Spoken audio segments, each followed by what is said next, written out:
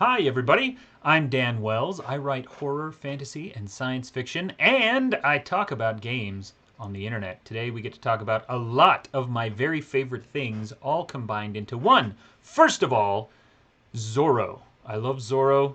I have always been a fan of Zorro. I used to live for 2 years in northern Mexico, and I love all of that stuff, the culture and the people and the stories and everything. Zorro actually takes place in California. They call it Alta California, which is what we think of as just California. But, it's really awesome regardless. One of the other things I love a lot is the old West End Games Star Wars D6 role-playing system. One of the very first games that I ever purchased with my own money way back in the day. Still have and still occasionally run first edition and second edition of those from way back in time. But this game, Zorro, is a licensed reimagining of those same rules. One of the greatest role-playing systems, one of the smoothest, fastest playing role-playing systems of all time, now applied to a license that I deeply and dearly love. What is another thing that I love about this? It is from Gallant Knight Games, which is one of my favorite publishers. The owner and writer, Alan Barr, is a good friend of mine. He does fantastic work. I've talked about his game Cold Shadows before, and he's got a bunch of others, including the Tiny D6 series that we'll get to later on. But I wanted to take a chance early. I actually took something out of my calendar and moved it somewhere else so that I could talk about Zorro right now because it's just a few weeks old, it's brand new, and I want to make sure everybody gets to know about it. So anyway, this role-playing game is fantastic. There is a hardcover book. I don't know if that's available right now because of the pandemic, but the PDF is wonderful. Let's take a look at it. Here we go with the close-up. Okay, so the early parts of this book are great. It uses a lot of old Zorro art, and it starts with a history of Zorro, not only the character and how, who the character is, but also who the authors are and how the character was created. And it goes through, it talks about Zorro in books, Zorro in films, Zorro in comics. Gets eventually to one of my very favorite movies, which of course is the Antonio Banderas, Catherine Zeta-Jones one. That's in here somewhere. Here it is. I don't know where it is. Anyway, it's great. Hooray for Zorro. So you get to learn all things about Zorro, and then you get to talk about what is a role-playing game. Let's show you how this game works.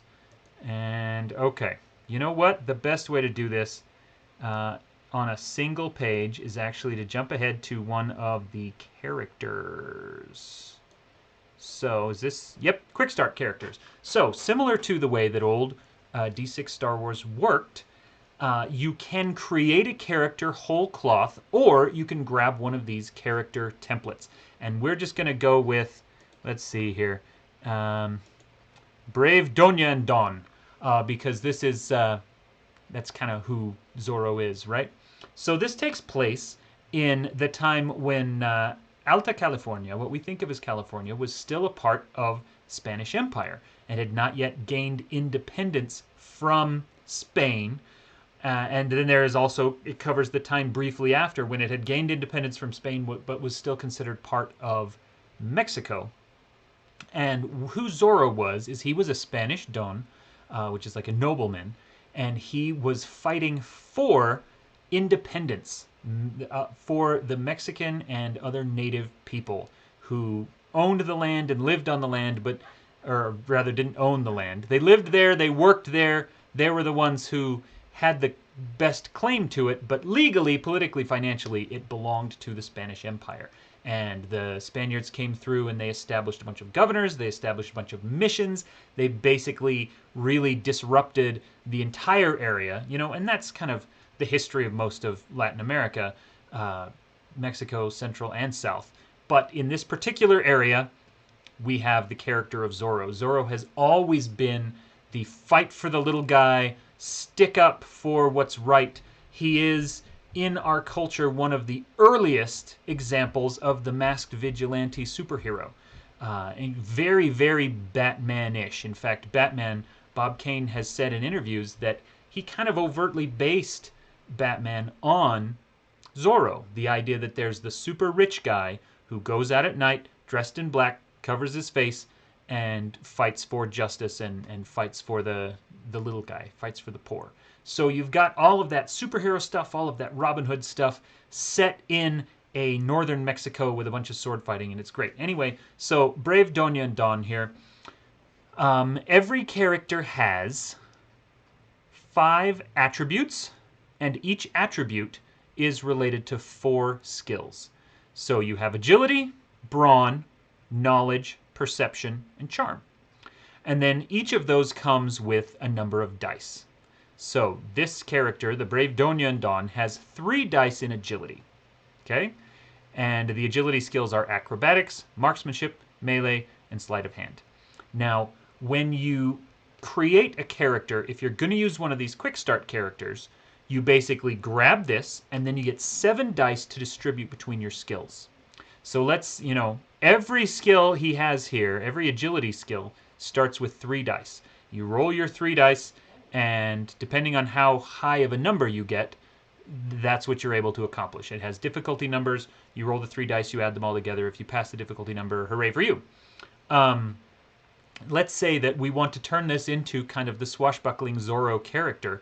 Then we're going to raise melee up. We'll put 2 of our 7 extra dice into that. And then we want to be really good at athletics so that we can swing from whips and we can climb up sides of walls and things. So we'll put an extra 2 dice into that one as well. And then let's see, we've got 3 left. What do we want them to be? We'll put 1 more die into riding so that he can ride his horse. And we'll put 1... Ooh, we don't have any... Let's see. We don't have any... I think 3 dice in stealth might be okay. But command. We want this person to have a commanding presence. So we'll put an extra die into command and an extra die into willpower. And there we go. We're ready to play. We've got all of our 7 dice. So, really, you only have these stats. One of the things I love about this game is its simplicity. And in fact, this game is slightly simpler than D6 because of the D6 Star Wars, because of the dodge and the parry. Dodge is based on your, I want to say your perception. So you've got 3 dice. 3 times 5 is 15. Your dodge is 15. If someone wants to attack you with a ranged weapon, then they have to roll higher than a 15 for this character. If you only had 2 dice in perception, then your dodge would be 10. If you had 4 dice in perception, your dodge would be 20, and so on. Parry is based on your agility. So this character has got good defenses, has got good skills, etc., etc. Now let's go back a little bit to the very brief rules section and talk about some more of the rules. Where are ya? Here we go. So, in general, what I said is the core and only mechanic. Your game master gives you a difficulty number. You add up all your dice. 3 dice from agility, plus I have 2 extra dice in melee. So when I attack someone with my sword, I roll 5 dice and I add them all together. Okay? Easy. Now, on top of that, you have a wild die, which means one of your dice is a different color. And if that wild die rolls a 6, then you get an advantage, whether or not the skill check succeeds. If that wild die rolls a 1, you get a complication, whether or not that skill check succeeds. So it's a nice way of saying yes but or no and really adding a bunch of extra story elements into all of your skill rolls. Really smooth, really great system that gets out of the way and lets you tell a cool story. Works so well for Star Wars, and it works really well for Zorro as a swashbuckling thing. Now let's skip forward. One of the things that you get with those complications and with those advantages is hero points, and you can spend hero points for stuff. So let's actually go back and look at this. So, advantage.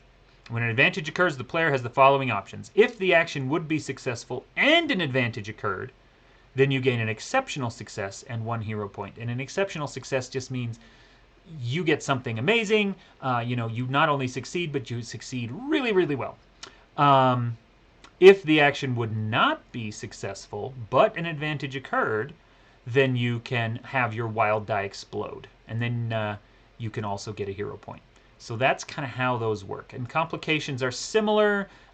If it would be successful, but a complication occurred, then something else happened. Like maybe you're shooting with a pistol and you rolled a complication, you hit, but you run out of ammo. That sort of thing. If the action would have failed and a complication occurred, then you get a hero point and some horrible, awful thing happens. You miss and you run out of ammo, and also, your dog dies. Whatever it is. Some horrible, awful thing happens. Don't actually kill your dogs. So over here, then what do we do with hero points? Well, we can double a die. We can re-roll a failed roll without doubling down. We'll talk about doubling down in a minute. Or we can avoid being stunned in combat. And we'll talk about how combat works in a minute. So hero points are really valuable, getting those advantages and complications. Even if you get a complication and something goes wrong, you'll be grateful to have that hero point because you can do good stuff with them. So what is doubling down? Doubling down is a really nice way of keeping the action high and of letting the characters feel powerful and competent. Basically, what doubling down means is you have rolled for something and you failed. And you think to yourself, I really, really need to succeed here, or it is very likely that I should succeed and I just got a bad roll, whatever. You are basically gambling with the game master. And you say, I'm going to double down, which means I get a chance to re-roll that die. And if you re-roll and succeed, well then congratulations, you got it. If you re-roll a double down and fail, then awful things happen to you. You don't get any hero points off of it. You get a complication. Terrible things, right? And so what I really, really like the doubling down mechanic because it does make the characters feel so competent. They are so good at what they do that even if they fail, they're like, you know what? I'm going to test fate and I'm going to do this again. And it's a nice thing. It goes really fast. Anyway, hooray for doubling down. So now let's talk about how damage works really quick because it is really cool. I just need to find where it is. Where is damage? Is it you? No.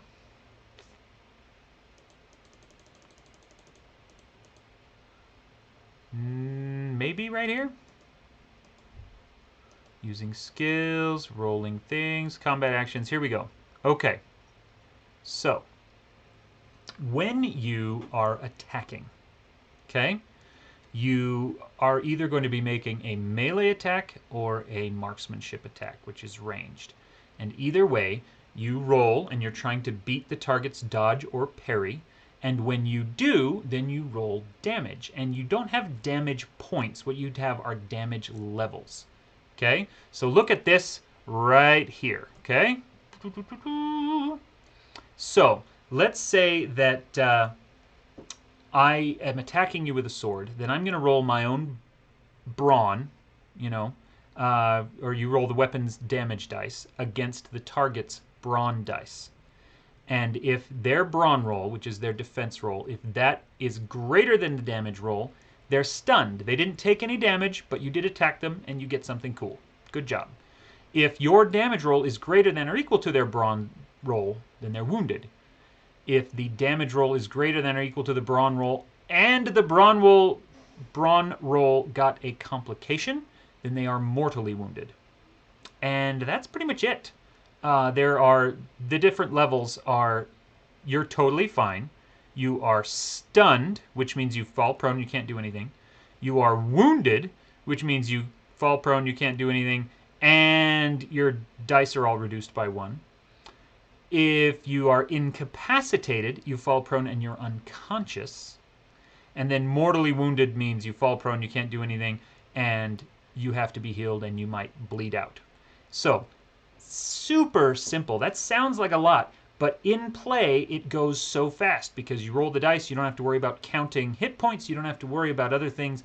You don't have that kind of clock counting down that says I'm totally fine and unharmed until I get to 0 hit points.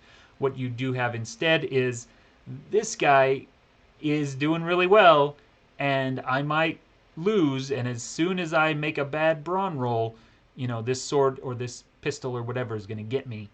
And so combat is also really fast and really cool. The last rule to talk about here is how to do more than one thing at a time. Right here, using more than one skill. Basically, every extra action that you do in a turn means you have one fewer die. So let's say that you want to attack a person and you have 5 dice in your melee skill. Well, then you roll 5 dice. Let's say that you want to attack 2 people, so that's 2 actions in a turn. You lose 1 die from each. So you have 4 dice for both actions. Let's say that you want to attack 1 person and then you want to, you know, do something else. You want to shoot somebody with a pistol and you want to, I don't know, jump off of a ledge onto your horse. Well, that's 3 actions. And so then they're all reduced by 2 dice. So I love this system. It is so smooth and it plays so well. Anyway, let's go back and take a look at these characters again. Okay? The Quickstart Characters, if I can find them. Oh, do you want to see this? This is wonderful. The equipment section is 2 pages. How much does stuff cost? What do the weapons do? Done. Just smooth and fast playing. Anyway, it's got a whole section on animals you can fight. It's got a fantastic section on bad guys that you can fight. And so let's look at those. But really quick start characters. We have the Faithful Friar or Sister, Enterprising Local, all of these. So we have the brave Donya and Don. We have the sniveling Donya and Don. So there's different versions of them as well. And of course there are full rules for just creating your own character if you don't want to use one of these quick starts. But there's a lot of quick starts and they do cover a lot of different things, which is great. Here, this Clever Horse Trainer is a good one to show off because of the way that they've stacked their dice and therefore they've stacked their defenses. They have perception of 5. So they are super good at riding, super good at sneaking around, surviving in the wilderness, and their dodge is 25. It's going to be very hard to hit this person with a ranged weapon. On the other hand, their agility is only 1, which means that their parry is only 5. It's going to be very easy to hit them with a sword. And so now you know so much about that character and how that character is going to try to act in combat and what that character is good at. It's just a really slick system. I like it a lot. Okay, let's skip ahead here. Okay, so it has this whole section on, you know, really slick and easy rules for who are these other people that you're going to be fighting against. Shifty Sergeant, Entitled Officer, you know, Street Toughs, Purses, Cattle Rustlers, all of these kind of things. Despreciados, Cold-Blooded Murderer, Slave Trader, Despicable Don, Corrupted Friar. So, lots of really good, usable NPC stats for when you get into combat or when you're just talking to somebody or when you're doing whatever. Okay, so this is all great stuff, right? You have all the rules that are, I mean, I basically just gave you every rule of the game. You could create this mechanically now just by watching my review. And you've got all of the tools that you need to create NPCs, to create battles and fights, but you are asking yourself, this all sounds awesome, but the only Zorro thing I've ever seen was the Antonio Banderas movie, or maybe I've never even seen that. What kinds of stories do I tell? Well, this book has got your back. It has a huge section on the world of Zorro and a huge section on Alta California. They each get their own chapter, and each chapter is riddled with adventure hooks. They call them adventure seeds. I counted 14 in the book, and that might be wrong.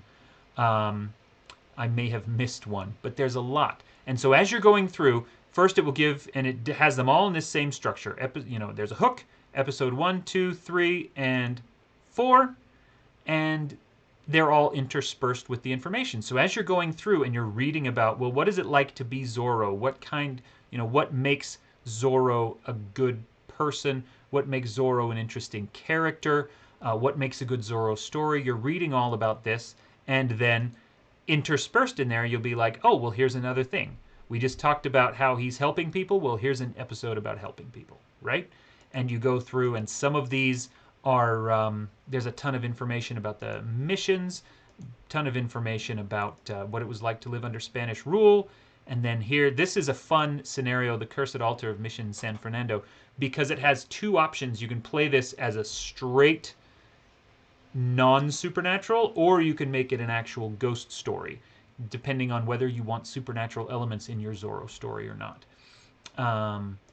And so all through this whole thing, there's great art, there's adventure hooks, there's really solid world information. The whole thing is just, I cannot rave enough about this book. Let's get to the next chapter here that talks about adventures in Alta California. And so it talks all about what Alta California is like, what it was like to live there, and again, interspersed with constant adventure seeds, with more stats for different things. There's all of this wonderful information about the world, about the people, about how to run games in it. I cannot say enough about this book.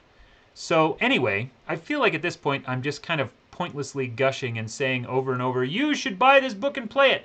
And that is true. That is honestly what I believe. This is a fantastic RPG. And I would love for everyone to get a chance to play it and love it as much as I do. So go out. You can get this PDF. I think it's 20 bucks.